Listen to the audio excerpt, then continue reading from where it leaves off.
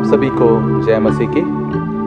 खुदावंद यीशु मसीह के मधुर और मीठे नाम में आज की सुबह की आराधना में मैं आप सभी का स्वागत करता हूं और परमेश्वर से प्रार्थना करता हूं कि आप सभी अपने घरों में सुरक्षित हो।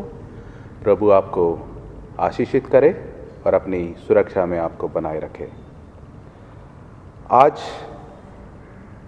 प्रभु यीशु के जन्म दिवस के पश्चात का 5वां रविवार है और आज के दिन के लिए हमारे विषय है परमेश्वर का सच्चा मंदिर कलीसिया है, अर्थात मसीह की देह। और आज परमेश्वर का वचन हमसे ये कहता है, उसके पास आकर जिसे मनुष्यों ने तो निकम्मा ठहराया, परंतु परमेश्वर के निकट चुना हुआ और बहुमूल्य जीवित पत्थर है। इस कारण पवित्र शास्त्र में भी आया है, देखो मैं सिय्योन में कोने के सिरे का चुना हुआ और बहुमूल्य पत्थर धरता हूँ, और जो कोई उस पर विश्वास करेगा वह किसी रीति से लज्जित नहीं होगा।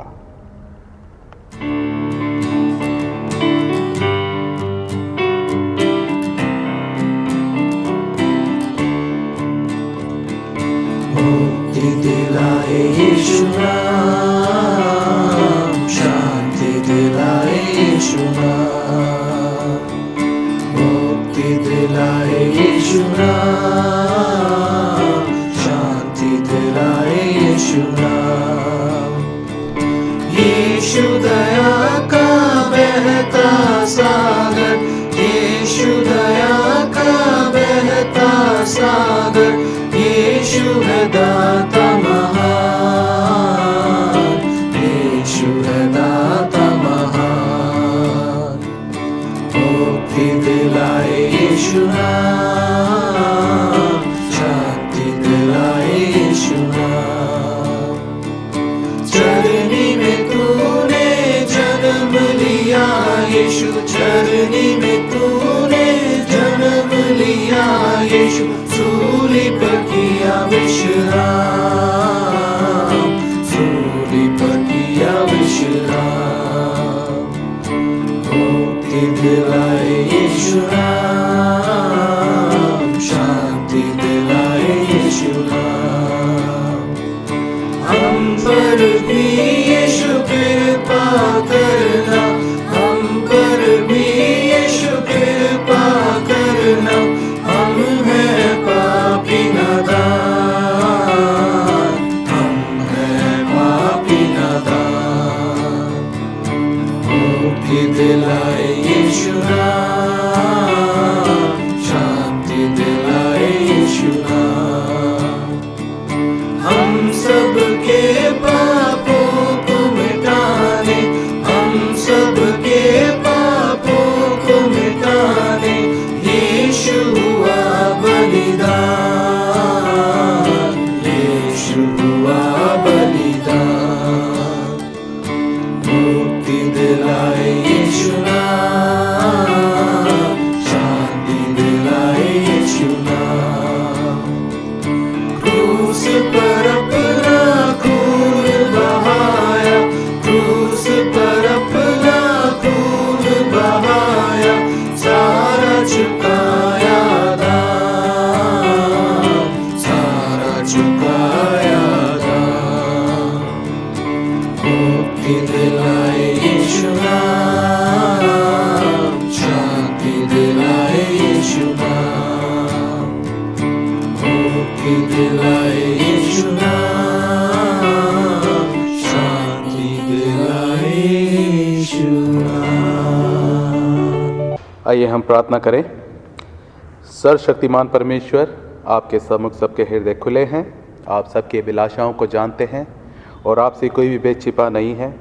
अपने पवित्र आत्मा की प्रेरणा से हमारे हृदय के विचारों को शुद्ध कीजिए, ताकि हम आपसे पूर्ण रूप से प्रेम करें और योग्य रीति से आपके पवित्र नाम की स्तुति करें, हमारे प्रभु यीशु मसीह के द्वारा। आमीन। स्वर्ग में परमेश्वर की महिमा और पृथ्वी पर उसके लोगों को शांति। हे प्रभु परमेश्वर, स्वर्गिक राजा, सर्वशक्तिमान पिता परमेश्वर, हम आपकी आराधना करते, आपको धन्यवाद देते और आपकी महिमा के कारण आपकी स्तुति करते हैं। हे प्रभु यीशु मसीह, परमेश्वर पिता के इकलौते पुत्र, हे प्रभु परमेश्वर, हे परमेश्वर के मेमने, आप जगत का पाप उठा ले जाते हैं, हम पर दया कीजिए।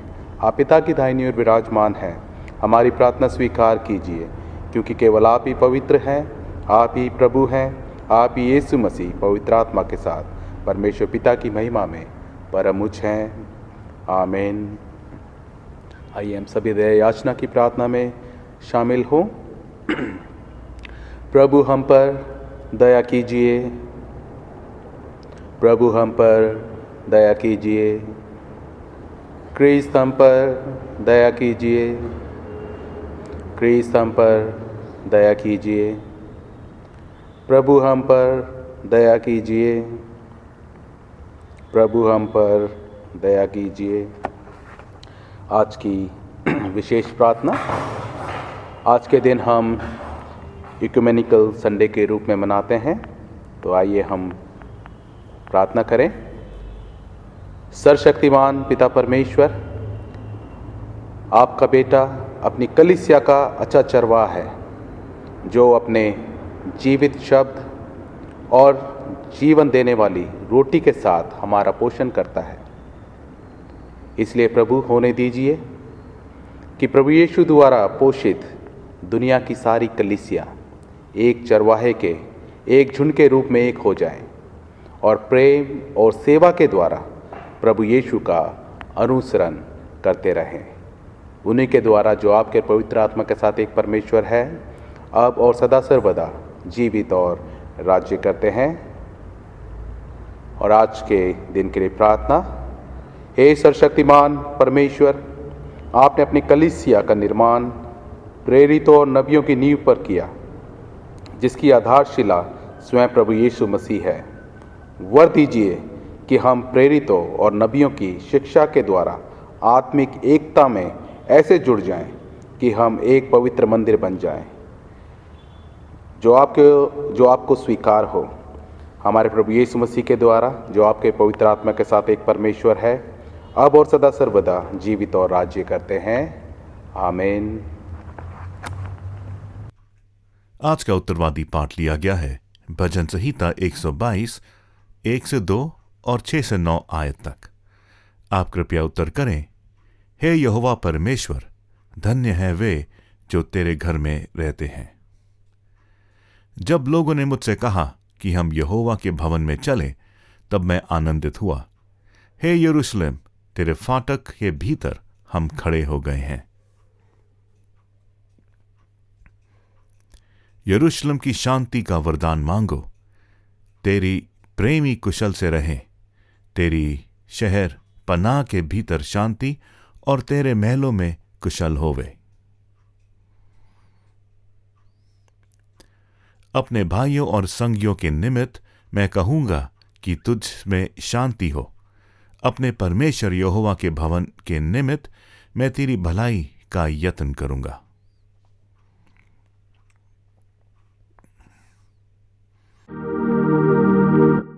और प्रशंसा पिता की और पुत्र की और पवित्र आत्मा की, जैसे आदि में हुई अब है अब सदा रहेगी, युग अनुयुग।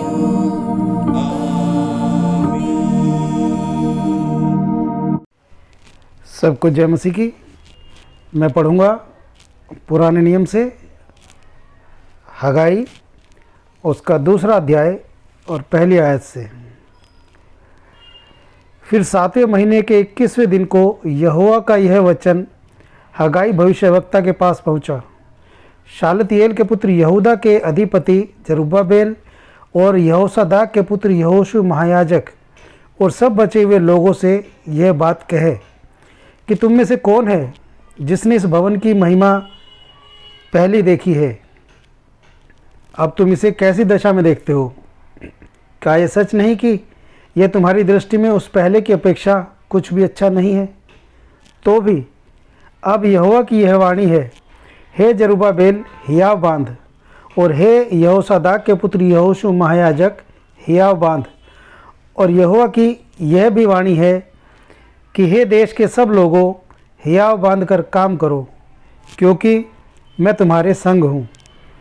सेनाओं के यहोवा की यही वाणी है, तुम्हारे मिस्र के निकलने के समय जो वाचा मैंने तुमसे बांधी थी, उसी वाचा के अनुसार मेरा आत्मा तुम्हारे बीच में बना है, इसलिए तुम मत डरो। क्योंकि सेनाओं का यहोवा यूँ कहता है, अब थोड़ी ही देर ही बाकी है कि मैं आकाश और पृथ्वी और समुद्र और स्थल सबको कंपित करूँगा। मैं सारी जातियों को कँपाऊँगा और सारी जातियों की मनभावनी वस्तुएं आएंगी, और मैं इस भवन को अपनी महिमा के तेज से भर दूँगा। सेनाओं के यहोवा का यही वचन है। चांदी तो मेरी है और सोना भी मेरा ही है। सेनाओं के यहोवा की यही वाणी है, इस भवन की पिछली महिमा इसकी पहली महिमा से बड़ी होगी। सेनाओं के यहोवा का यही वचन है, और इस स्थान में मैं शांति दूंगा। सेनाओं के यहोवा की यही वाणी है। परमेश्वर अपने वचन के पढ़े और सुने जाने पर हम सबको आशीष दे। आमीन। सबको जय मसीह की। आज का दूसरा पाठ पढ़ने के लिए निकालेंगे कुरिन्थियों के नाम पौलुस की पहली पत्री, उसका 3रा अध्याय 10वीं से लेकर 17वीं आयत तक। पहला कुरिन्थियों 3रा अध्याय 10 से लेकर 17, जहाँ इस प्रकार से लिखा है, परमेश्वर के उस अनुग्रह के अनुसार जो मुझे दिया गया, मैंने बुद्धिमान राजमिस्त्री के समान नींव डाली और दूसरा उस पर रद्दा रखा है। परंतु हर एक मनुष्य चौकस रहे कि वह उस पर कैसा रद्दा रखता है, क्योंकि उस नींव को छोड़ जो पड़ी है और वह यीशु मसीह है, कोई दूसरी नींव नहीं डाल सकता। यदि कोई इस नींव पर सोना या चांदी या बहुमूल्य पत्थर या काठ या घास या फूल का रद्दा रखे, तो हर एक का काम प्रकट हो जाएगा, क्योंकि वह दिन उसे बताएगा, इसलिए कि आग के साथ प्रकट होगा, और वह आग हर एक का काम परखेगी कि कैसा है। जिसका काम उस पर बना हुआ स्थिर रहेगा, वो मजदूरी पाएगा। यदि किसी का काम जल जाएगा तो वह हानि उठाएगा, पर वो आप बच जाएगा, परंतु जलते जलते। क्या तुम नहीं जानते कि तुम परमेश्वर का मंदिर हो और परमेश्वर का आत्मा तुम में वास करता है? यदि कोई परमेश्वर के मंदिर को नष्ट करेगा तो परमेश्वर उसे नष्ट करेगा, क्योंकि परमेश्वर का मंदिर पवित्र है और वह तुम हो। परमेश्वर अपने वचन के पढ़े और सुने जाने पर हम सबको आशीष दे। आमीन। आज का सुसमाचार पाठ लिया गया है यूहन्ना रचित सुसमाचार, उसका 2रा अध्याय और 13 से लेके 22 आयत तक। यहूदियों का फसह का पर्व निकट था और यीशु यरूशलेम को गया, और उसने मंदिर में बैल और भेड़ और कबूतर के बेचने वालों और सर्राफों को बैठे हुए पाया, और रस्सियों का कोड़ा बनाकर सब भेड़ों और बैलों को मंदिर से निकाल दिया, और सर्राफों के पैसे बिथरा दिए और पीड़ों को उलट दिया। और कबूतर बेचने वालों से कहा, इन्हें यहां से ले जाओ, मेरे पिता के भवन को व्यापार का घर मत बनाओ। तब उसके चेलों को स्मरण आया कि लिखा है कि तेरे घर की धुन मुझे खा जाएगी। इस पर यहूदियों ने उससे कहा, तू जो ये करता है तो हमें कौन सा चिन्ह दिखाता है? यीशु ने उनको उत्तर दिया कि इस मंदिर को ढा दो और मैं 3 दिन में खड़ा कर दूंगा। यहूदियों ने कहा, इस मंदिर को बनाने में 46 वर्ष लगे हैं, और क्या तू उसे 3 दिन में खड़ा कर देगा? परंतु उसने अपनी देह के मंदिर के विषय में कहा था। सो जब वो मुर्दों में से जी उठा तो उसके चेलों को स्मरण आया कि उसने कहा था, और उन्होंने पवित्र शास्त्र और उस वचन की जो यीशु ने कहा था प्रतीति की। प्रभु अपने वचन के पढ़े और सुने जाने पर आशीष दे। आमीन। परिहित निवेदन जो कि पाए जाते हैं आराधना की पुस्तक, उसका पृष्ठ संख्या 124। जब मैं कहूँ हे दयावान प्रभु, तो आप सब कहें हमारी प्रार्थना सुनिए। हम समस्त मानव जाति के लिए प्रार्थना करें और अपनी प्रार्थनाओं को प्रभु यीशु मसीह के निरंतर निवेदन के साथ अर्पित करें। हे पिता, हम प्रार्थना करते हैं कि समस्त संसार में न्याय और शांति स्थापित हो और प्रत्येक व्यक्ति भरपूर जीवन प्राप्त करे। हे दयावान प्रभु, हम सब मिलकर बोलें, हमारी प्रार्थना सुनिए। उन सब लोगों के लिए जो इस नगर में रहते हैं, उन सब बातों को दूर करने के लिए जिनसे आपसी फूट और झगड़े होते हैं, और हमारे देश में सच्ची एकता की बढ़ती के लिए, हे दयावान प्रभु, हम सब मिलकर बोलें, हमारी प्रार्थना सुनिए। उन सब लोगों के लिए जो कृषि, उद्योग अथवा व्यापार में लगे हुए हैं, सब मजदूरों और कारीगरों के लिए, और उन सब के लिए जो हमारे देश की रक्षा करते हैं, हे दयावान प्रभु, हम सब मिलकर बोलें, हमारी प्रार्थना सुनिए। अध्यापकों और छात्रों, वैज्ञानिकों, लेखकों और कलाकारों, और उन सब व्यक्तियों के लिए जो अन्य लोगों के विचारों और भावनाओं को प्रभावित करते हैं, हे दयावान प्रभु, हम सब मिलकर बोलें, हमारी प्रार्थना सुनिए। उन सब लोगों के लिए जो दुखी हैं, बेरोजगार हैं, भूखे प्यासे हैं, दरिद्र और दलित हैं, बीमार और मरणासन हैं, विशेषकर हम प्रार्थना करते हैं अपनी कलीसिया के उन लोगों के लिए जो बीमार हैं या कोविड से बीमार हैं, जैसे भी हैं प्रभु जी, अस्पतालों में हैं, घरों में हैं, उन सब की आप सुधि लें और उन्हें चंगाई दें। और उन सब व्यक्तियों के लिए जो ऐसे लोगों की सेवा और सहायता करते हैं, हे दयावान प्रभु, हम सब मिलकर बोलें, हमारी प्रार्थना सुनिए। हमारे तथा अन्य देशों के सब शासकों के लिए, विशेष करके हमारे राष्ट्रपति, प्रधानमंत्री, इस राज्य के राज्यपाल और मुख्यमंत्री, और उनके लिए भी जो लोगों पर किसी प्रकार का अधिकार रखते हैं, हे दयावान प्रभु, हम सब मिलकर बोलें, हमारी प्रार्थना सुनिए। संपूर्ण मसीह समाज की एकता और मेल मिलाप के लिए और समस्त संसार में उनकी गवाही और सेवा कार्य के लिए, हे दयावान प्रभु, हम सब मिलकर बोलें, हमारी प्रार्थना सुनिए।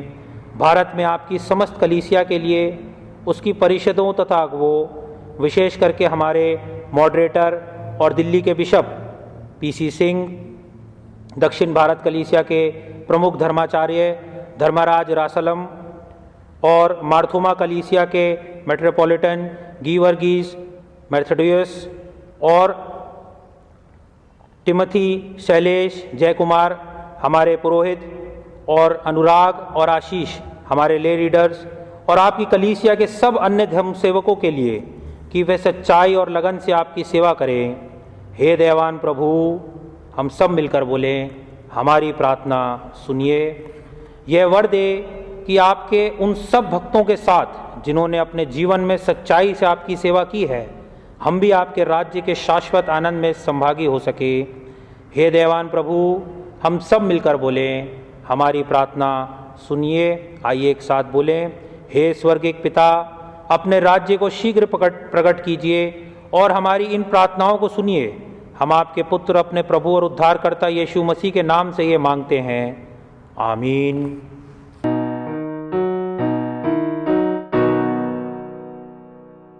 हे हमारे बाप, तू जो आसमान में है, तेरा नाम पाक माना जाए, तेरी बादशाहत आए। हे हमारे बाप, जैसे आसमान में पूरी होती है, जैसे तेरी मर्जी आसमान में पूरी होती है, वैसे तेरी मर्जी जगत में पूरी हो जाए। हे हमारे रोज की रोटी हमारी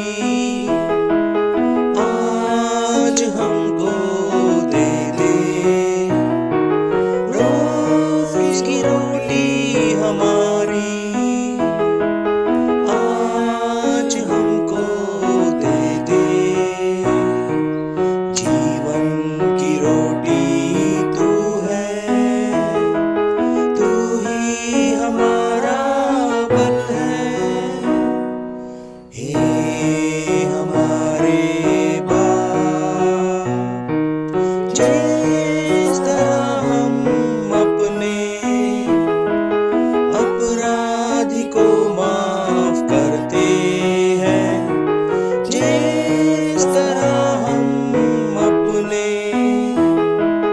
अपराधी को माफ करते हैं, उस तरह ही हमारे अपराध को माफ कर दे। हे हमारे बाप, हमको आजमाइशों में जाने तू ना दे,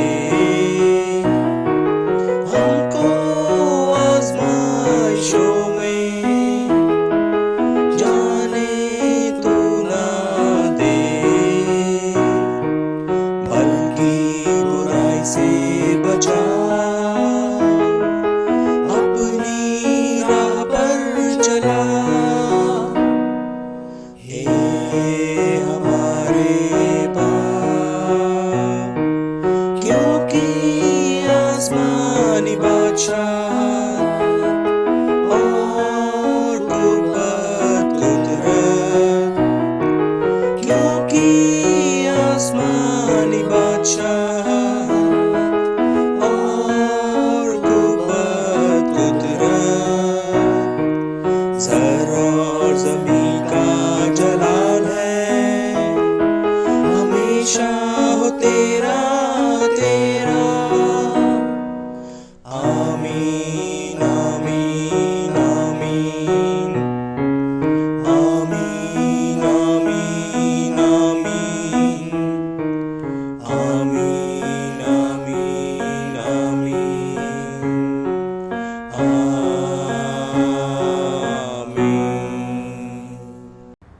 पाप अंगीकार जो कि पाया जाता है आराधना की पुस्तक, उसका पृष्ठ संख्या 129, उसका भाग 17। प्रिय भाइयों और बहनों, हमारे प्रभु यीशु मसीह ये कहते हैं, हमारा प्रभु परमेश्वर ही एकमात्र प्रभु है। तू प्रभु अपने परमेश्वर को अपने संपूर्ण हृदय, संपूर्ण प्राण, संपूर्ण बुद्धि और संपूर्ण शक्ति से प्रेम कर। यह पहली आज्ञा है। दूसरी यह है, अपने पड़ोसी को अपने समान प्रेम कर। इनसे बड़ी और कोई आज्ञा नहीं है। परमेश्वर ने संसार से ऐसा प्रेम किया कि उसने अपना इकलौता पुत्र यीशु मसीह दे दिया कि वह हमें पापों से बचाए, स्वर्ग में हमारे निवेदन करे और हमें शाश्वत जीवन में पहुंचाए। इसलिए हम पश्चाताप और विश्वास के साथ अपने पापों को स्वीकार करें। हम परमेश्वर की कृपा से उसकी आज्ञाओं का पालन करने का और सब लोगों के साथ मेल मिलाप और प्रेम से रहने का पक्का संकल्प करें। हिस्सा 19, आइए एक साथ बोलें। हे सर्वशक्तिमान परमेश्वर, हमारे स्वर्गिक पिता, हमने मन, वचन और कर्म से आपके विरुद्ध और एक दूसरे के विरुद्ध पाप किया है। हमने अपनी अज्ञानता और दुर्बलता के कारण और जानबूझकर भी बुराइयां की हैं और भलाई करने में असफल रहे हैं। इन सब पापों के लिए हम सचमुच दुखी हैं और अंतःकरण से से पश्चाताप करते हैं। आपके पुत्र यीशु मसीह ने हमारे लिए अपने प्राण दिए। उन्हीं के कारण हमने जो पाप किए उनको क्षमा कीजिए और यह वर दीजिए कि भविष्य में हम नया जीवन पाकर सदा आपकी सेवा करें, ताकि आपके पवित्र नाम की महिमा हो। आमीन। सर्वशक्तिमान परमेश्वर उन सबको क्षमा करता है जो एक दूसरे को क्षमा करते और सच्चा पश्चाताप करते हैं। वे हम पर दया करे, हमें पापों से क्षमा करे और उससे हमको छुटकारा दे। सब भले कामों हमको स्थिर और सबल करे और शाश्वत जीवन में बनाए रखे, हमारे प्रभु यीशु मसीह के द्वारा। आमीन। परमेश्वर का धन्यवाद हो। आइए हम परमेश्वर की शांति जो है हम एक दूसरे के साथ शेयर करें। हम सब मिलकर मसीह की देह हैं। हम सब ने एक आत्मा के द्वारा एक देह में बपतिस्मा लिया। हम ऐसे कार्यों में संकल्प रहें जिनसे शांति मिलती और एक दूसरे का निर्माण होता रहे।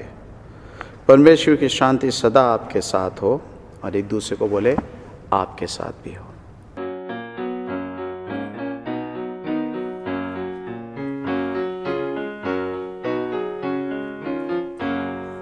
परम पिता की हम स्तुति गाएं, बचाता हमें, सारे पापों को करता क्षमा, सारे रोगों को करता चंगा। परम पिता की हम स्तुति गाए, वही है जो बचाता हमें। धन्यवाद दे उसके आसनों में, आनंद से आए उसके चरणों में। संगीत गा के खुशी से, मुक्ति की चट्टान को जय ललकारे। परम पिता की हम स्तुति गाए, वही है जो बचाता हमें, वही हमारा है परम पिता। तरस खाता है सदा सदा, पूरब से पश्चिम जितनी दूर, उतनी ही दूर के हमारे गुनाह। परम पिता की हम स्तुति गाए, वही है जो बचाता हमें। माँ की तरह उसने दी तसल्ली, दुनिया के खतरों में छोड़ा नहीं। खालिस दूध कलाम का दिया, और दी हमेशा की जिंदगी। परम पिता की हम स्तुति गाए, वही है जो बचाता हमें। चरवाहे की मानंद ढूंढा उसने, पापों की कीट से निकाला हमें। हमको बचाने को जान अपनी दी, ताकि हाथ में हम उसके रहे। परम पिता की हम स्तुति गाए, वही है जो बचाता हमें। आप सबों को जय मसीह की। परमेश्वर का हम धन्यवाद करते हैं आज के इस दिन के लिए कि उसने हमें जीवितों की ज़मीन पर जीवित रखा है। और जब हम उसके वचन पर मनन करते हैं, इससे पहले हम वचन पर जाए, आइए प्रार्थना करें। पिता परमेश्वर, आपका धन्यवाद करते हैं एक बार फिर से इस बीच कीमती मौके के लिए जो आपने हम सबके जीवनों में दिया है, कि हम आपकी आराधना में शामिल हो सकें, आपके भजनों को गा सकें, प्रार्थनाएं कर सकें। और प्रभु जब हम वचन पर हम मनन करते हैं, हम सबके साथ होना, अपना आत्मिक अभिषेक हम सबको देना, ताकि प्रभु जी हम पवित्र आत्मा हमारे जीवन को प्रभु जी आपके सामने खाली करने वाला हो सके, हम अपने जीवनों को आपके सामने जांचने वाले हो सके। वचन के प्रकाश में प्रभु जी अपने जीवनों को जांचें, और जो कमियां त्रुटियां पाई जाती हैं उनको दूर करने वाले हो सके। हम सबके साथ हो, आपके प्यारे बेटे प्रभु यीशु मसीह के नाम से मांगते हैं, आमीन। आज प्रभु यीशु के जन्म दिवस के पश्चात 5वां रविवार है, और आज की जो हमारा आराधना का प्रस्तावित विषय है वो है परमेश्वर का सच्चा मंदिर कलीसिया है, अर्थात मसीह की देह। और हमने जो वचन में से पढ़े हैं, बाइबल में से जो हमने पाठ पढ़े हैं, उसमें आप पाएंगे कि परमेश्वर का जो भवन है वो मैं और आप है। पौलुस का जो खत कुरिन्थियों को लिखा है, उसमें 3 अध्याय पहला खत 3 अध्याय में साफ साफ 16वीं 17वीं आयत में कहता है कि मैं और आप जो है वो परमेश्वर का मंदिर है, और परमेश्वर मेरे और आप में वास करता है। और जब यूहन्ना की इंजील को देखते हैं तो वहाँ पर हम पाते हैं कि प्रभु यीशु मसीह कैसे जाकर मंदिर को जब वो देखता है, वहाँ पे लेन देन वाले क्या कर रहे हैं, वहाँ सारे जानवर हैं, मवेशी हैं, और एक तरह का वहाँ पे बिजनेस चल रहा है, वहाँ पे एक धंधा चल रहा है। और लोग जो आराधना का घर था परमेश्वर का, वहाँ पे लोग ऐसे काम कर रहे हैं। तो परमेश्वर वहाँ पर उन लोगों को सबको वहाँ से निकालते हैं और कहते हैं मेरा पिता का जो घर है वो आराधना का घर है, और तुमने से डाकुओं की खो बना दिया। और हम ये सब जो प्रभु यीशु मसीह करते हैं, हम कई बार अपने जीवन में इस चीज़ पर मनन कर चुके हैं। जब मैं और आप अपनी कलीसिया में आते हैं, यदि मैं और आप यहाँ फ्री चर्च आते हैं, तो रास्ते से जब हम आते हैं, चाहे हम इस गेट से आए, चाहे हम पार्किंग के गेट से आते हैं, तो कई चीज़ें में और आप नोटिस करते हैं, कई चीज़ें और आप देखते हैं। पार्किंग देखते हैं, उसके बाद जब अंदर आते हैं तो पास्टनेज है जहाँ पादी साहब रहते हैं, फिर आगे आते हैं तो बड़ा सुंदर बगीचा है, हमारा पैरिश हॉल है, आते हैं और कई चीज़ें हम देखते हुए आते हैं। और हमारे लिए ये चीज़ें बड़ी कॉमन होती हैं, बड़ी आम होती हैं, कई बार नज़र जाती है, कई बार नज़र नहीं जाती हैं। फिर जब चर्च के अंदर आते हैं, कलीसिया में, गिरजे में आते हैं, तो हमारी एक अपनी जगह होती है जहाँ हम बैठना मांगते हैं, और हम एक तरह से बड़ा कंफर्टेबल सा हो जाता है। एक बड़ा दिमाग कई बार हमारा कंफर्टेबल हो जाता है। लेकिन मेरा और आपका जो आज का वचन है, परमेश्वर प्रभु यीशु मसीह का जो सुसमाचार है, तो यूहन्ना 2 में हमने पढ़ा है, उसमें हम यही देखते हैं कि वो हमको रिमाइंड कराता है, वो हमको याद दिलाता है कि ये जो है मेरे और आपके पिता का घर है। हम लोग यहाँ आते ज़रूर हैं, मैं ये नहीं कह रहा कि हम मतलब यहाँ पे ऐसे ही आ जाते हैं। कई बार हम लोग बहुत ही बोझ में आते हैं, कई बार बड़ी प्रार्थनाओं को लेकर आते हैं, कई बार बड़े उत्साहित होकर आते हैं, लेकिन हमेशा ध्यान रखें कि ये मेरे और आपके पिता का घर है, और ये वो वाला घर नहीं है जिसमें हम रहते हैं, जैसे मर्जी रह लेते हैं।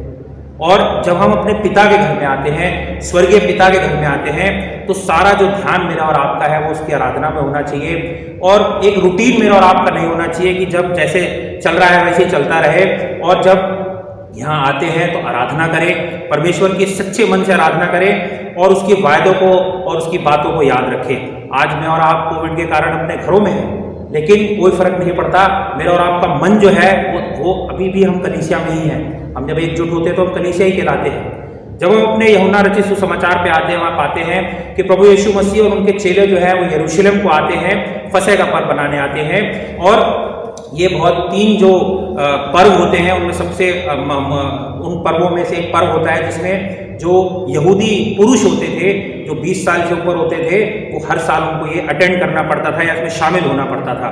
और होता क्या था कि उनको एक जानवर का जो है वो सैक्रिफाइस या उनको बलिदान देना पड़ता था, और एक जो मंदिर का कर था वो देना पड़ता था। और जो तीर्थ यात्री या पिलग्रिम जिनको हम इंग्लिश में कहते हैं, तीर्थ यात्री आते थे जो लंबी जर्नी करके आते थे या बड़ा लंबा सफर करके आते थे, तो वहाँ के लोगों के लिए तो ये बहुत बड़ा अच्छा बिजनेस बन गया था, बहुत अच्छा धंधा बन गया था। वो क्या करते थे, वहाँ जानवरों को बेचते थे जो बलिदान चढ़ाने के लिए होते थे, और जो फॉरेन करेंसी होती थी, जो बाहर के लोग अपना धन लेके आते थे, करेंसी लेके आते थे, या वहाँ का रुपया या जो भी बोले लेके आते थे, तो वहाँ वो चेंज हो जाता था और फिर वो उसको मंदिर के कर में डालते थे। लेकिन वहाँ के जो साहूकार थे, मर्चेंट्स थे, जो सौदागर थे, वो जो तीर्थ यात्री आते थे उनसे चीटिंग करते थे, वो उनको धोखा देते थे और बेईमानी करते थे, जो कि हम पाते हैं मत्ती रचित सुसमाचार उसके 21 और 13वीं आयत में। और वहाँ के जो प्रीस्ट थे, जो वहाँ के पंडित लोग थे, वो भी इस कार्य में शामिल हो जाते थे। वो क्या करते थे कि जो जानवर लोग लेके आते थे बाहर से, उनको डिस्क्वालीफाई करते थे, कहते ये ठीक नहीं है, इसका ये टूटा हुआ है, इसका ये परेशानी है, इसके परेशानी है। उनका जो उद्देश्य क्या होता था कि भाई ये जानवर अलग करें और हमसे जानवर खरीदें, तो वो झूठ बोल करके और तरह तरह के लांछन लगा के उन जानवरों को अलग कर देते थे, और हमारे से ही जो स्वीकृत जानवर है वो खरीदो और वो बलिदान करो। और इसमें और ये सबसे दुख की बात ये थी कि जो मंदिर का आंगन था, वहां पर ये सारी चीजें होती रहती थी, शोर शराबा, जानवरों की आवाजें आती रहती थी। जहां पर प्रभु की आराधना की आवाजें आनी होती थी, जहां पर उसके आराधक होने चाहिए थे, जहां उसका स्तुतिगान होना चाहिए था, वहां पर जहां पर भजन, जो दाऊद ने भजन लिखे हैं वो बोले जाने होते थे, वहां पर लोग जो तीर्थ यात्री आते थे उनकी प्रार्थनाएं सुनाई देनी चाहिए थी स्वर्ग की ओर देख के। वहां पर होता क्या था, सिक्कों की आवाजें आ रही होती थी, पैसों की आवाजें होती थी, जानवरों की गंध, उनकी बदबू आ रही होती थी, और लालच का एक माहौल वहां पर चल रहा होता था, धोखाधड़ी वहां पर चल रही होती थी। जब प्रभु यीशु मसीह ने ये सब देखा तो उन्होंने एक चाबुक बनाया, एक रस्सी का चाबुक बनाया, उन्होंने एक विप बनाई जिसको चाबुक कहते हैं, और उन्होंने जो ये साहूकार थे और उनके जानवर थे उनको उन्होंने खदेड़ना और मारना शुरू करा। जब वो पैसे के लेन देन वालों पे आए तो उन्होंने उनकी मेजें जो थी, टेबल जो थी, वो पलटकर रख दी। और जब वो उनके पास आए जो ये कबूतर बेच रहे थे, उनको बोला कि यहाँ से बाहर निकल जाओ, तुमने मेरे पिता के घर को क्या बना रखा है, तुमने मेरे पिता के घर को मार्केट बना के रखा हुआ है, बाजार बना के रखा हुआ है। यूहन्ना 2:16 में हम पढ़ते हैं। और ऐसी चीज हम प्रभु यीशु मसीह को कभी करते देखते नहीं है।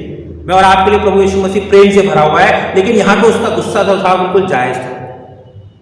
पता नहीं जो उस टाइम उसके चेले थे उनको कितनी अपने अंदर इंसल्ट ना लग रही हो, बेइज्जती ना लग रही हो। जैसे कई बार मैं और आप अगर खाने जाएं और हम में से हर कोई इंसान, हमारा करीबी जो है वो एकदम हल्ला मचाने लगे, बोलने लगे भाई खाना अच्छा नहीं आया, एक तरह का शायद चेलों को ऐसा लगा हुआ कि भाई ये क्या करने में लगा हुआ है।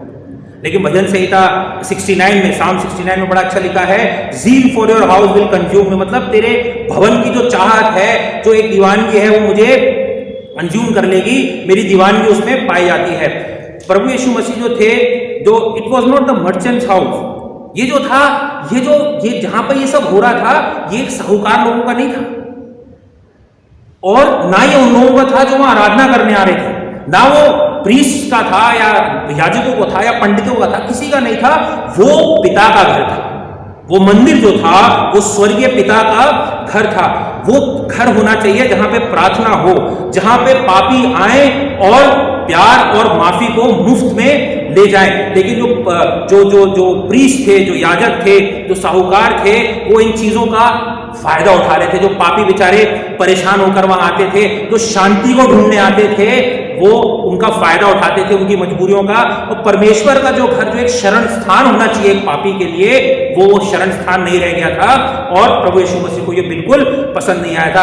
आज के संदर्भ में मैं और आप जब अपनी आराधनालय या कलीसिया या चर्च के बारे में बात करते हैं, हम इसको मार्केट नहीं बनाते। जब हम यहाँ आते हैं, हम नहीं यहाँ पे मार्केट बना रहे हैं, यहाँ कोई खरीद फरोख हो रही है, लेकिन हम क्या सोचते हैं, कई बार ये हमारा लिविंग रूम की तरह है। हम यहाँ पर आते हैं परमेश्वर की, क्या मैं और आप अपने आप से पूछें, आज का जो विषय यही तो है, अपने आप से पूछें, क्या मैं और आप यहाँ पर जब आते हैं, कलीसिया में आते हैं, अपने घर में भी आराधना इस वक्त कर रहे हैं, क्या मैं और आप परमेश्वर की आराधना सच्चाई से करते हैं या बैठे रहते हैं? जब मैं और आप यहाँ आराधना में बैठते हैं, जब कुर्सियों पे आकर बैठते हैं, तो क्या मैं और आप सीरियस होते हैं या सिर्फ झेलने के लिए, आराधना को झेलने के लिए यहाँ पर बैठे रहते हैं, या परिपक्व होकर के कुछ सीखने के लिए आते हैं, कुछ बढ़ने के लिए मैं और आप यहाँ पर सीखने के लिए आते हैं?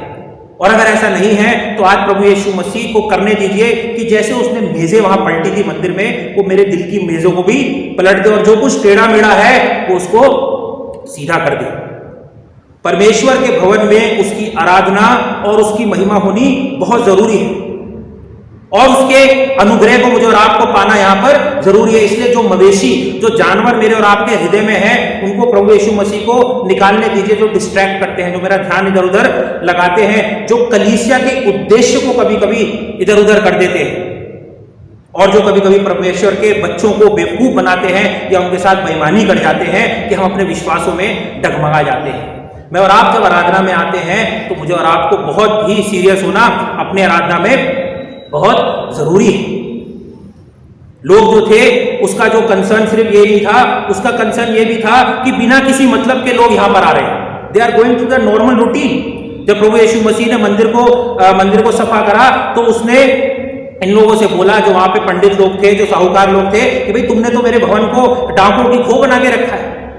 और यिर्मयाह 7 उसके 9 और 11 में बड़ा अच्छा लिखा है, उसके 9 से 11 में लिखा है कि यहाँ पे लिखा है, तुम जो चोरी, हत्या और व्यभिचार करते, झूठी शपथ खाते और बाल देवता के लिए धूप जलाते हो, दूसरे देवताओं के पीछे जिन्हें तुम पहले नहीं जानते थे चलते हो, तो क्या यह उचित है कि तुम इस भवन में आओ जो मेरा कहलाता है और मेरे सामने खड़े होकर ये कहो, हम छूट गए हैं कि ये सब घृणित काम करें?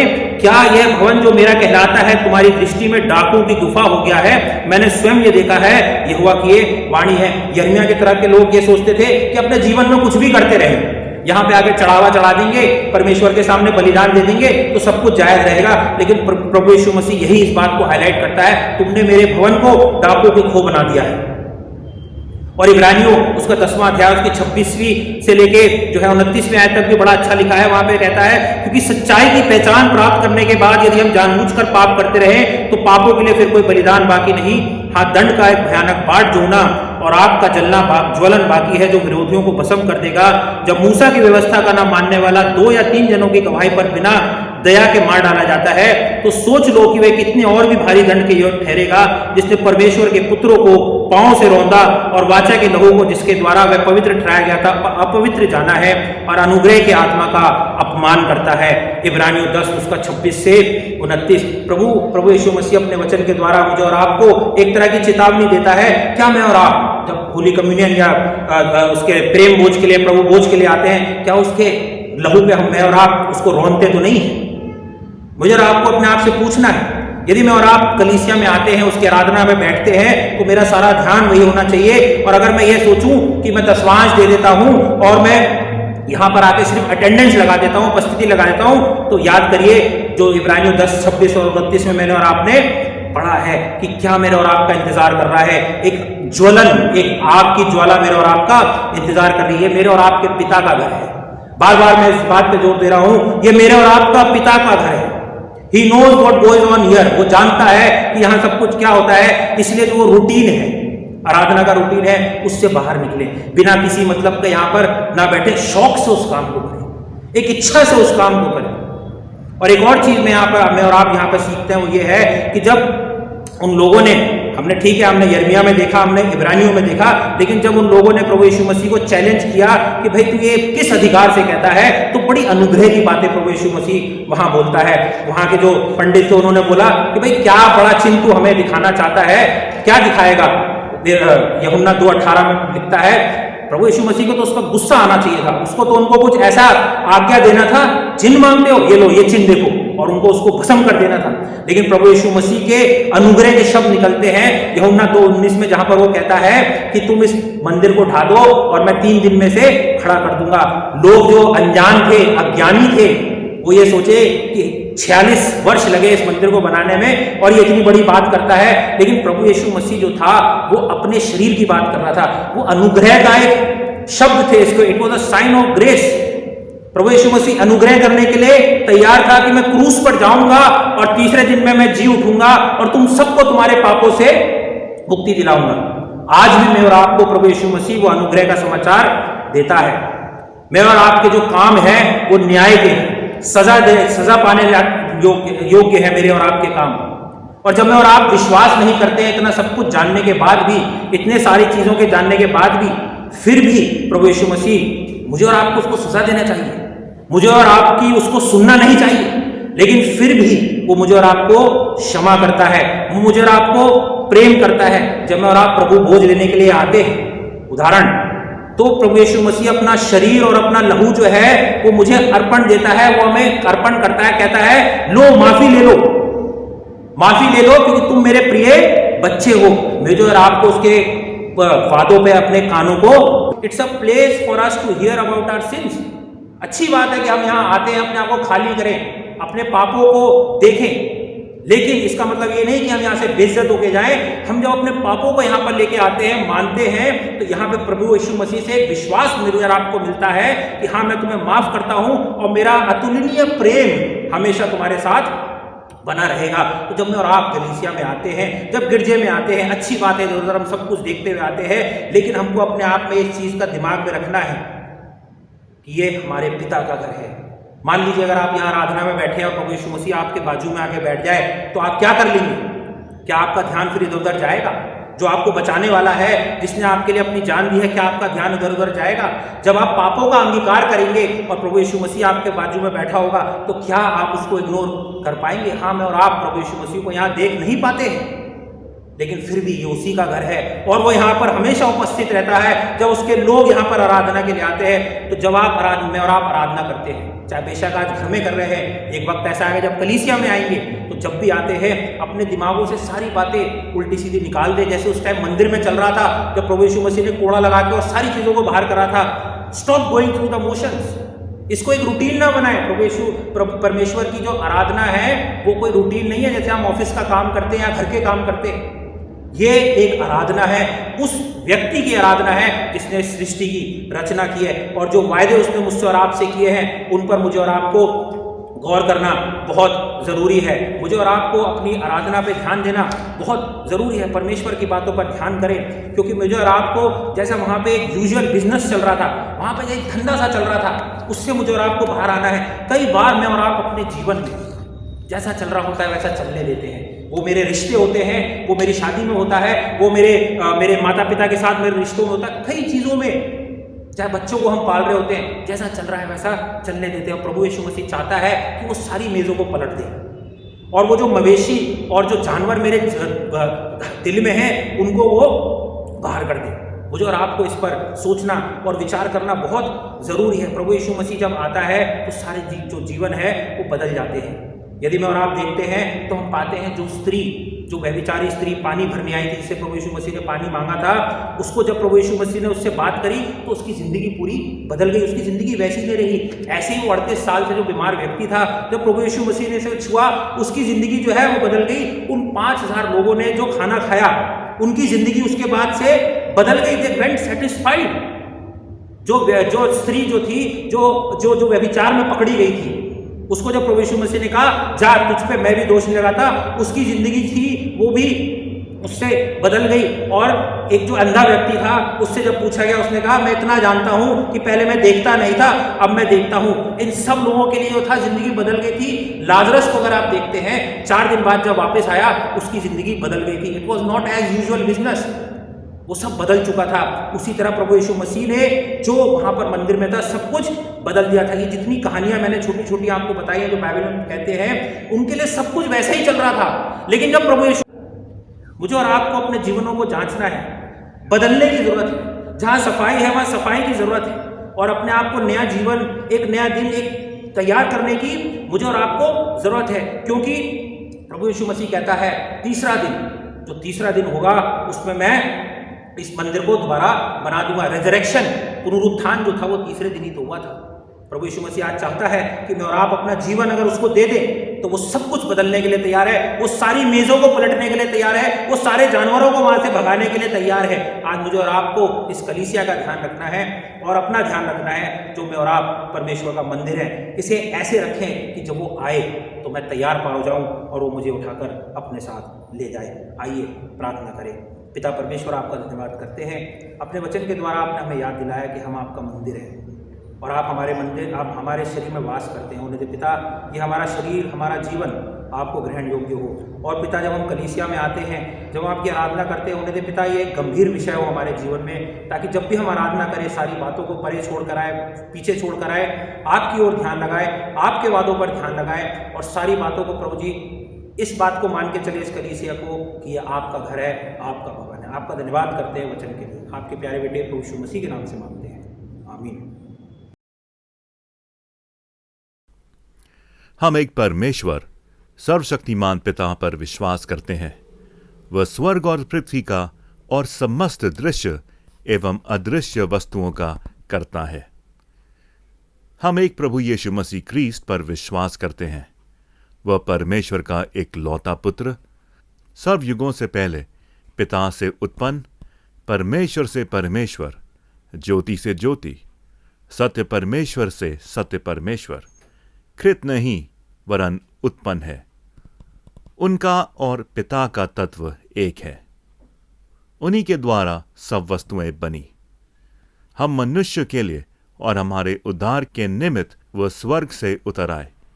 पवित्र आत्मा के सामर्थ्य से वह कुमारी मरियम से जन्मे और मनुष्य बने।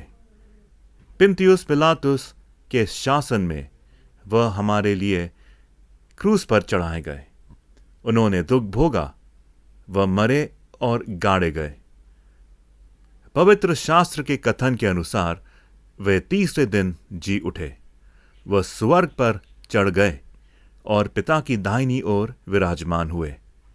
वह जीवित और मृतकों का न्याय करने के लिए महिमा के साथ फिर आएंगे और उनके राज्य का कभी अंत ना होगा।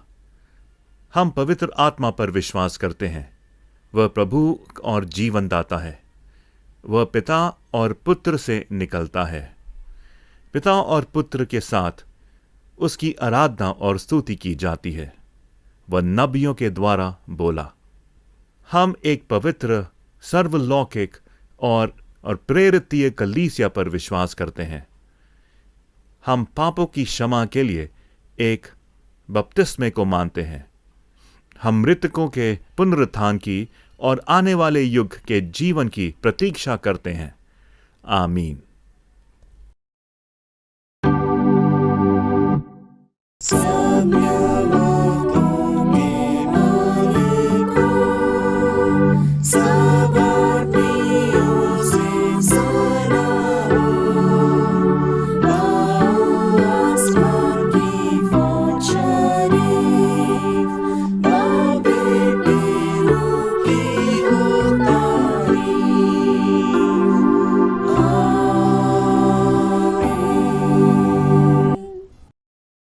परमेश्वर की शांति जो सारी समझ से परे है, परमेश्वर और उसके पुत्र हमारे प्रभु यीशु मसीह में ज्ञान और प्रेम में आपके हृदय और विचारों को सुरक्षित रखे। और सर्वशक्तिमान परमेश्वर पिता, पुत्र और पवित्र आत्मा की आशीष आप पर हो और आपके साथ सदा सर्वदा बनी रहे। आमीन। शांति से पूर्ण होकर जाओ, प्रभु से प्रेम करो और उसकी सेवा में लगे रहो। सब मिलके बोले मसीह के नाम में आमीन।